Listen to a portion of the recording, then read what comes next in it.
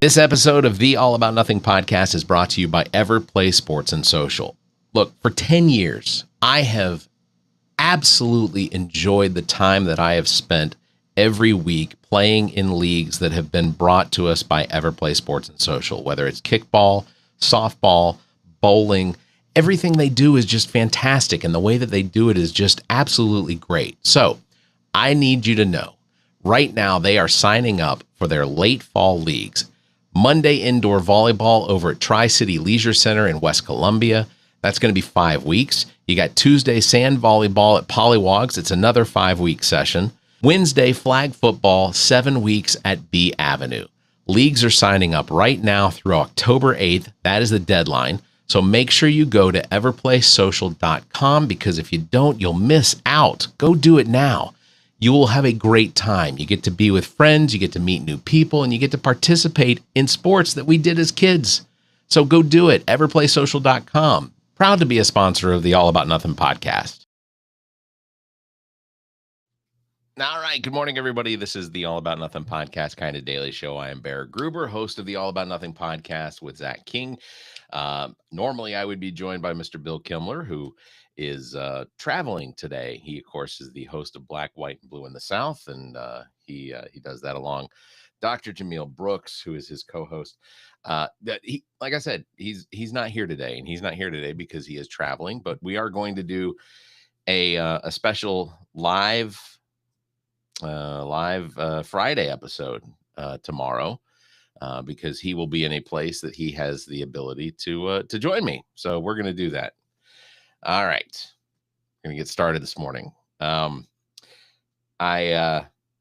It's crazy that we're almost at the end of September now, and it's the speed at which we are moving through this year is just unbelievably. You almost feel like you need some sort of a bandage or something around your neck because of the whiplash from it. So we ended our show this past Tuesday with a knock. We were banned on TikTok again because someone found something that we said to be, they marked it as misinformation. And I went back. I don't normally listen to this show. I've got comments in TikTok that says our podcast is painful, and I can't disagree with that statement. Hey, Jimmy Hoffa is saying good morning from Brooks Middle School. Says they have us on the projector for their 5th grade class. I'm glad you warned us. Appreciate that.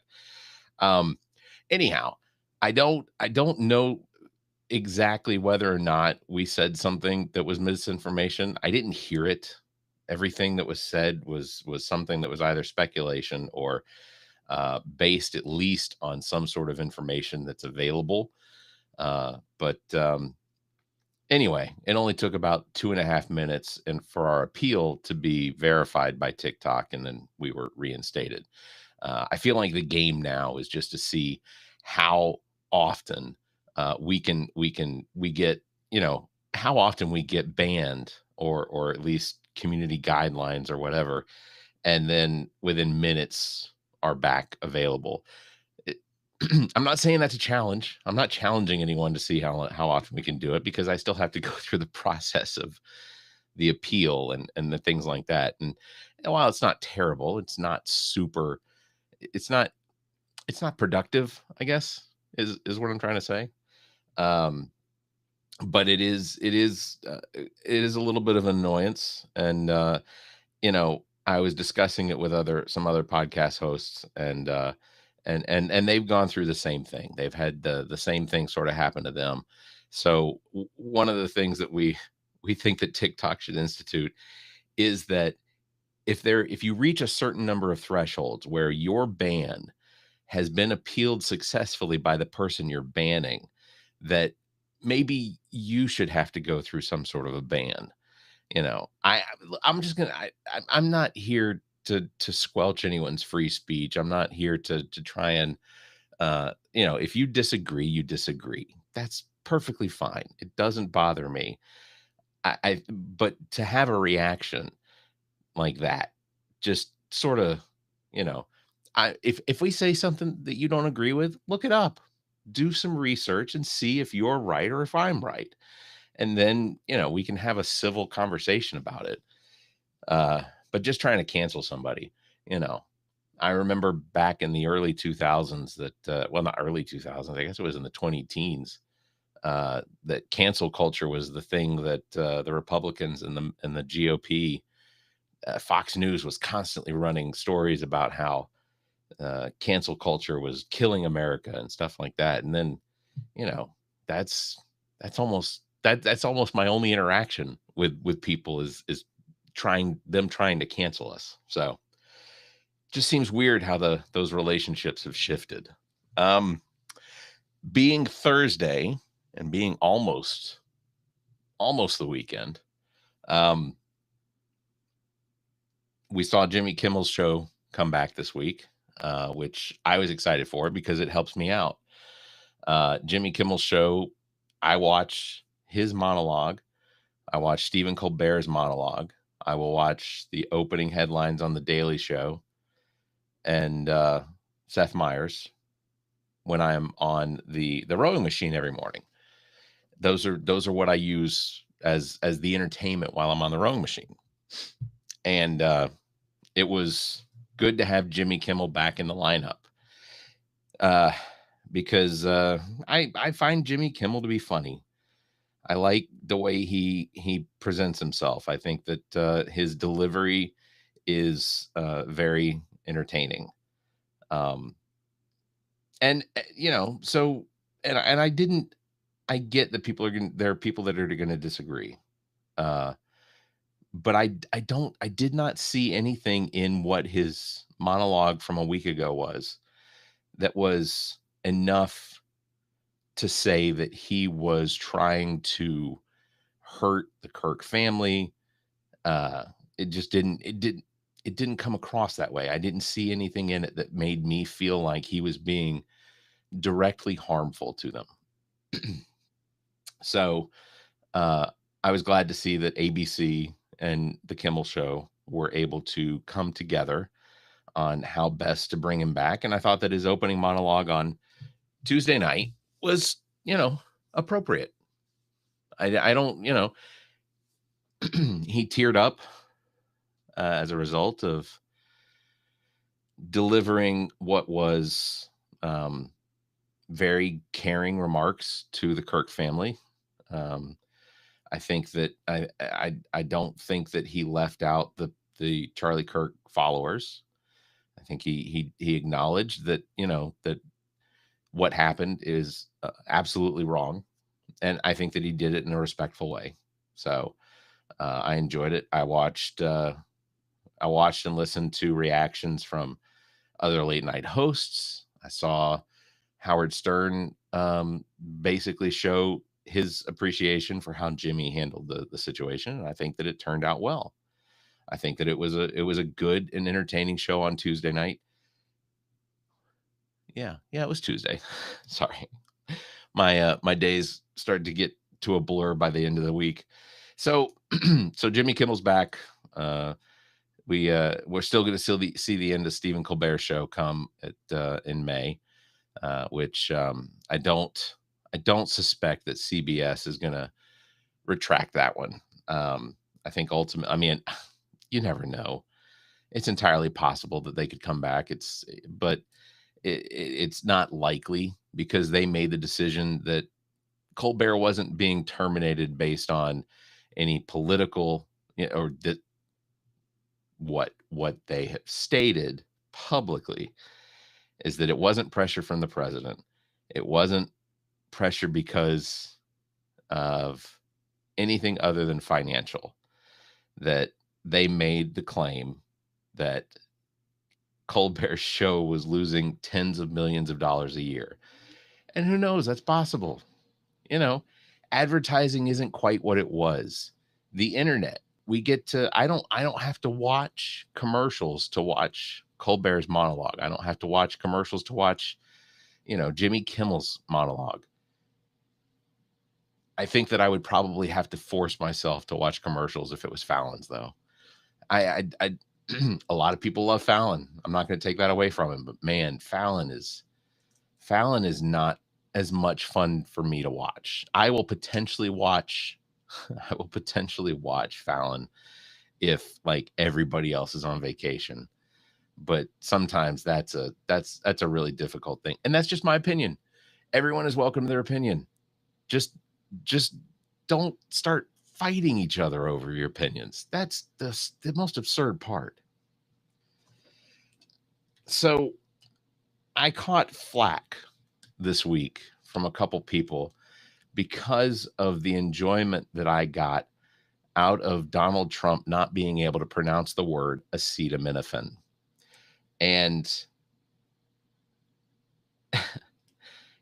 this is one of those things where because I see how President Donald Trump treats anyone he doesn't like or anyone he thinks that is being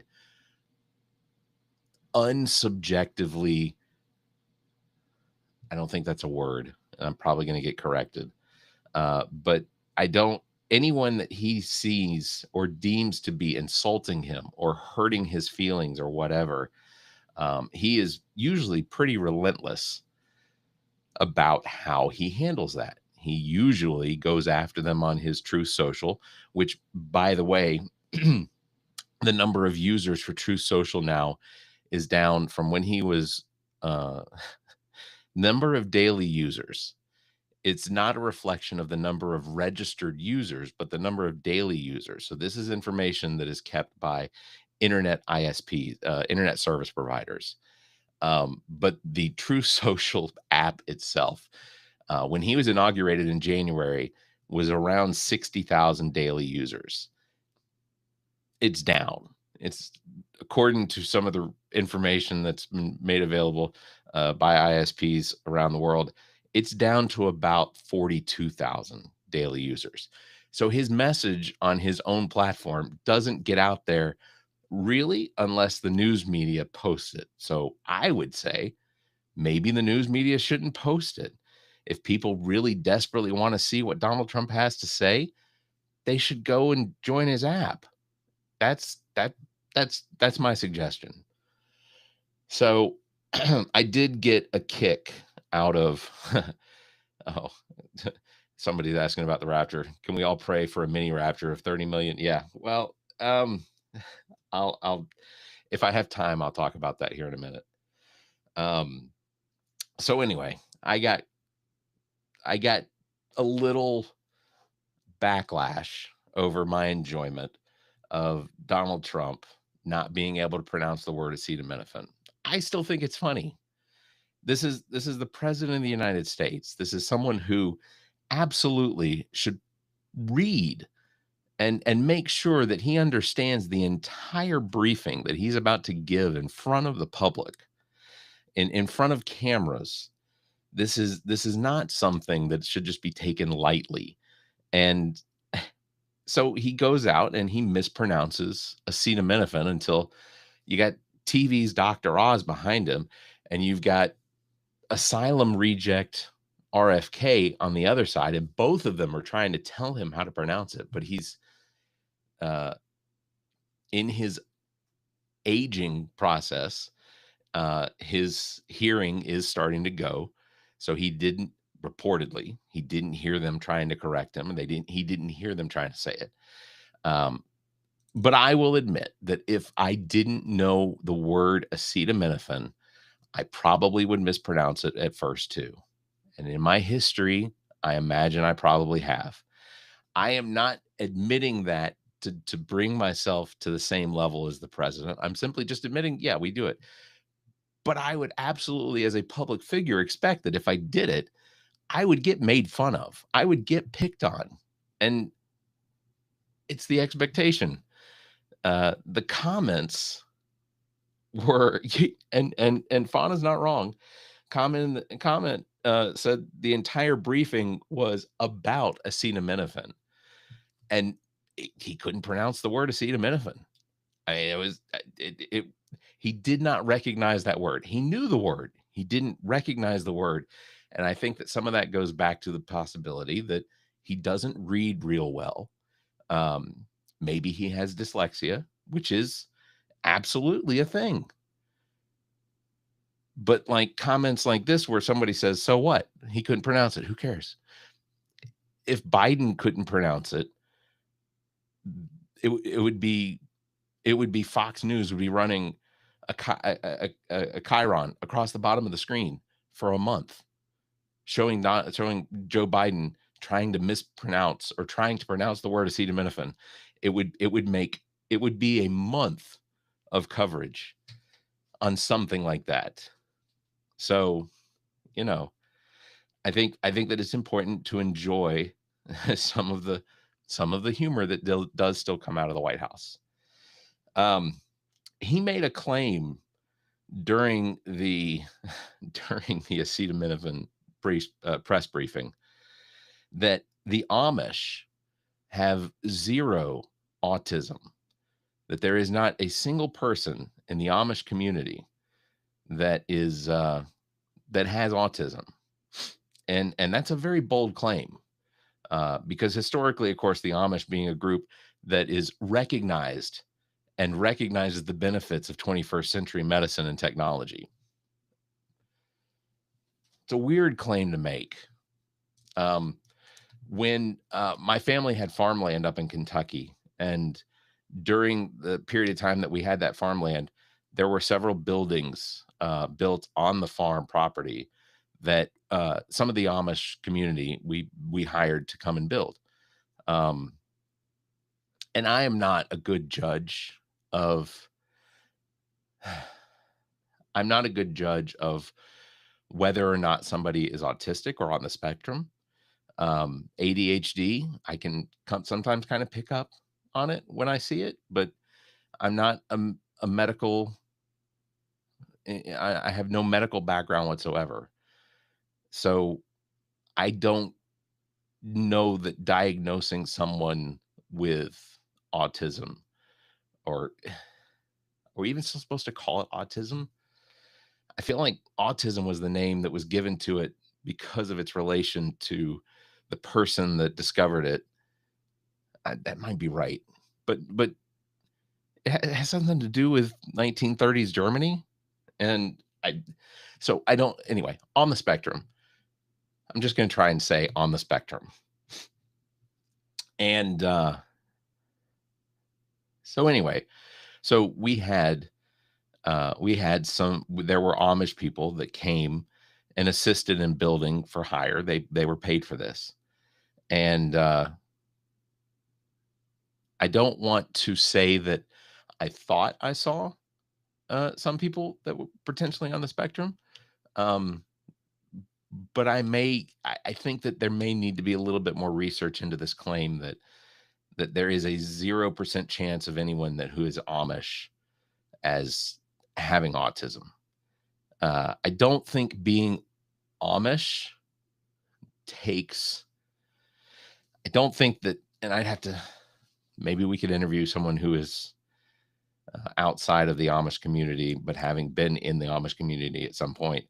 But I don't think that Tylenol is off the list. I don't think that modern medicine is off the list. I think it's mostly just, depending on what type of Amish.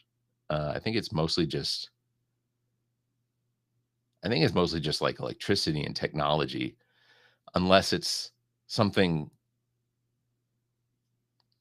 Unless it's like technology or something like that they purchased as a purchase from money that was made during a job that didn't use. I don't know.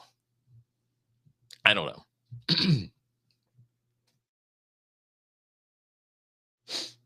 Excuse me. Sorry. Allergies are still making an impact on my breathing. So not great. That's why I usually count on Bill to fill in some of the gaps while I catch my breath during the talking. Anyway, yeah. So the claim that Amish have zero autism, I think one was false and completely made up on the spot. I think that the likelihood is that Donald Trump probably saw acetaminophen and for some reason the word Amish popped into his head, and he recognizes the word Amish because they're great builders. Maybe. Um, last part of this show, I think we're going to talk about is this really explosive situation now with this escalator gate from the UN, and um,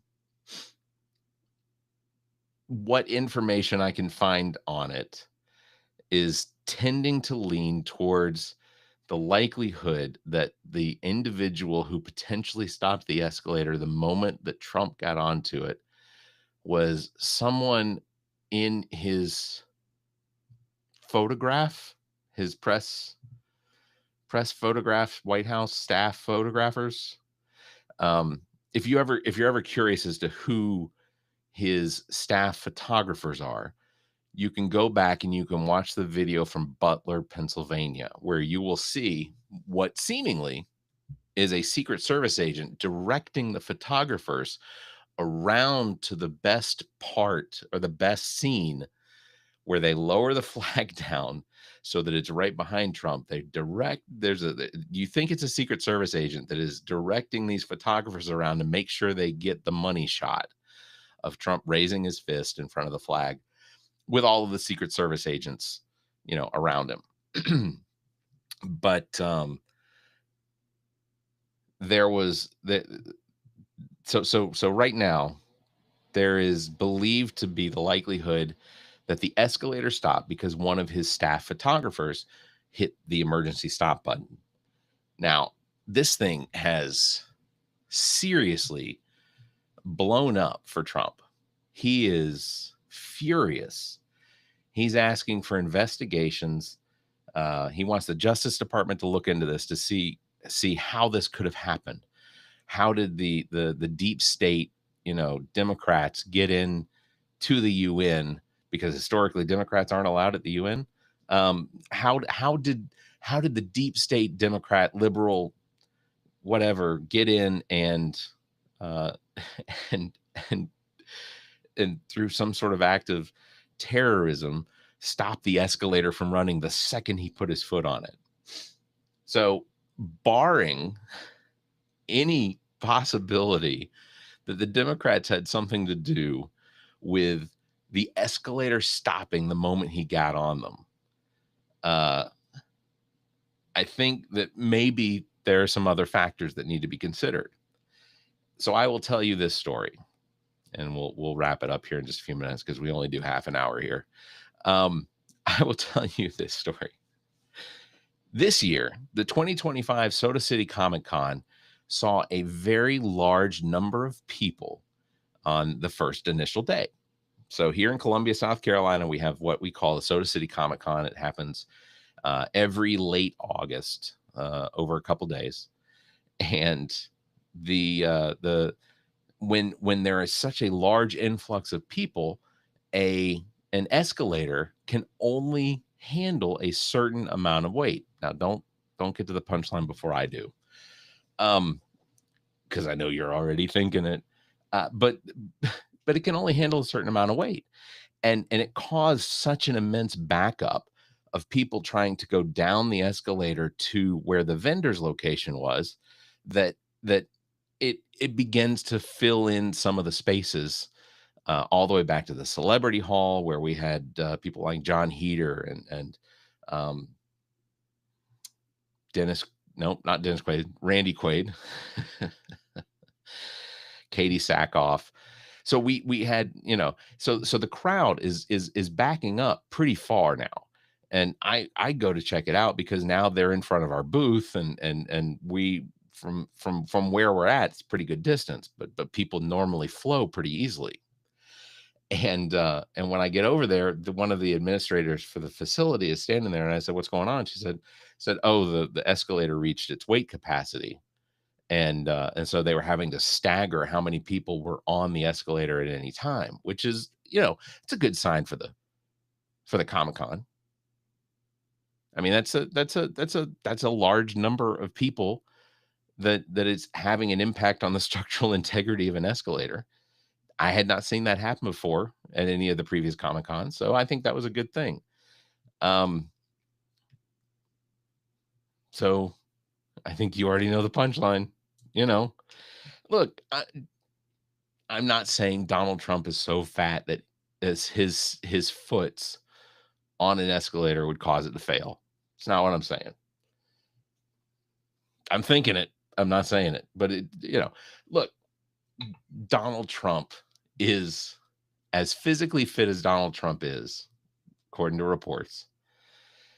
I think that his reaction when that thing came to a stop was almost epically the reaction that I wanted to see when he was found guilty of 34 felonies for basically mishandling money and improper business, using his campaign to pay off, his